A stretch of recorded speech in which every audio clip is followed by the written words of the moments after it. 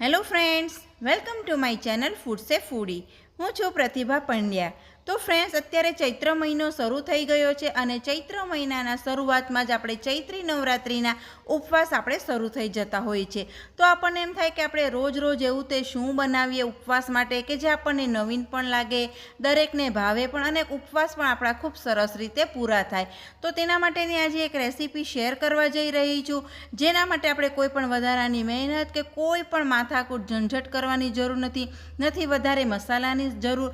ફક્ત ખૂબ ઓછા સમયમાં કહેવાય ને 2 થી 5 મિનિટમાં આ રેસીપી બનીને તૈયાર થઈ જશે અને ટેસ્ટ પણ એકદમ જબરજસ્ત છે। તો ગેરંટી છે કે ઘરના દરેક સભ્ય છે એ આ રેસીપી ખાધા પછી વ્રત કરવા માટે તૈયાર થઈ જશે। તો નાની એવી રેસીપી છે, તો તેને છેક સુધી જરૂર જોજો અને વિડીયો તમને થોડો પણ પસંદ આવે તો વિડીયોને લાઈક, શેર અને ચેનલને સબસ્ક્રાઈબ જરૂર કરજો। તો સૌથી પહેલાં તો ફ્રેન્ડ્સ, આપણે વિડીયોમાં જોયું તે પ્રમાણે 5 મીડિયમ સાઇઝના બટેટાને ધોઈને છાલ ઉતારીને મેં તેને છીણી વડે છીણી લીધા છે।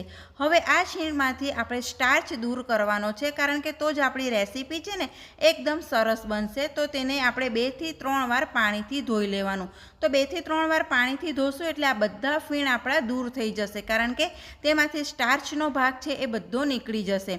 તો આ રીતે મેં 3 વાર પાણીથી છીણને ધોઈ લીધું છે અને તેમાંથી બધું જ પાણી છે એ બટેટાના છીણને બરાબર નીચોવીને દબાવીને બધું પાણી મેં દૂર કરી લીધું છે।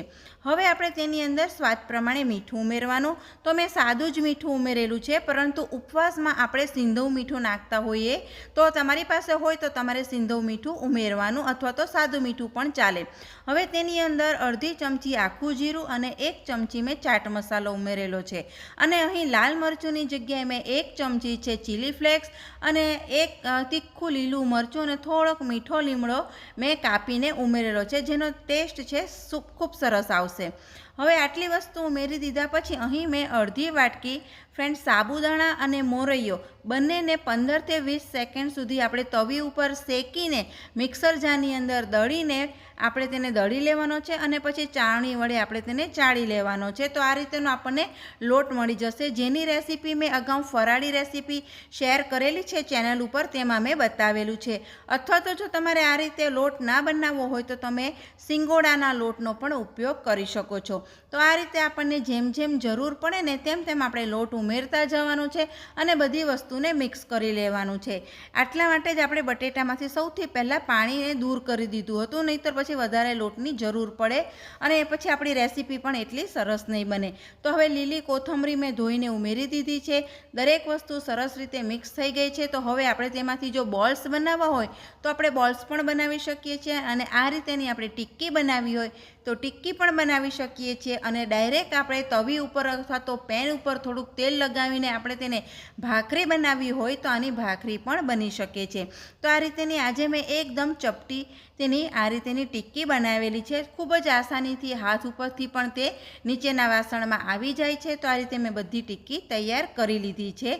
તો ફ્રેન્ડ્સ, ખૂબ જ નાની રેસીપી છે અને તમને જો ખરેખર રેસીપી પસંદ આવતી હોય તો વિડીયોને એક લાઇક જરૂર કરજો અને મને કોમેન્ટ બોક્સમાં પણ જરૂર જણાવજો કે તમને મારી રેસીપી પસંદ આવે છે કે નહીં। તો આ રીતેની ટિક્કી તૈયાર થઈ ગયા પછી આપણે એક નોનસ્ટિક પેનમાં અથવા તો કોઈ પણ વાસણની અંદર આપણે 1.5 થી 2 ચમચી તેલ લઈને તેની અંદર ટિક્કી છે એ ચડવા માટે મૂકી દેવાની અને ગોલ્ડન બ્રાઉન રંગની તેને થવા દેવાની। એક બાજુથી ગોલ્ડન બ્રાઉન રંગની થઈ જાય પછી આપણે તેની સાઈડ ફેરવી લેવાની અને બીજી બાજુ પણ આપણે તેને ચેડવી દેવાની છે। તો ફ્રેન્ડ્સ, કોઈ પણ વધારાની મહેનત કે કોઈ પણ માથાકૂટ ઝંઝટ નથી। ફક્ત બટેટાને છીણીને તેની અંદર લોટ ઉમેરીને ઘરના જ ગણ્યા ગાંઠિયા મસાલા ઉમેરેલા છે અને આપણી ટિક્કી છે એ તૈયાર છે। તો દરેકને ખૂબ જ પસંદ આવશે। તમે પણ એકવાર આ રેસીપી છે જરૂર ટ્રાય કરજો અને ટ્રાય કરીને પછી મને જરૂર જણાવજો કે તમને પસંદ આવી કે નહીં। તો ફ્રેન્ડ્સ, આપણી બધી જ ટિક્કીઓ છે આ રીતે તૈયાર થઈ ગઈ છે। મેં બીજી બેચ પણ તૈયાર કરી લીધી છે અને છેલ્લે મેં તે થોડાક 2-4 લીલા મરચાં છે એને પણ તળી લીધા છે। હવે તમે આને લીલી ચટણી કે સોસ સાથે ખાઈ શકો છો। રેસીપી પસંદ આવે તો વિડીયોને લાઇક, શેર અને ચેનલને સબસ્ક્રાઈબ જરૂર કરજો। ફરી મળીશું નવા વિડીયો।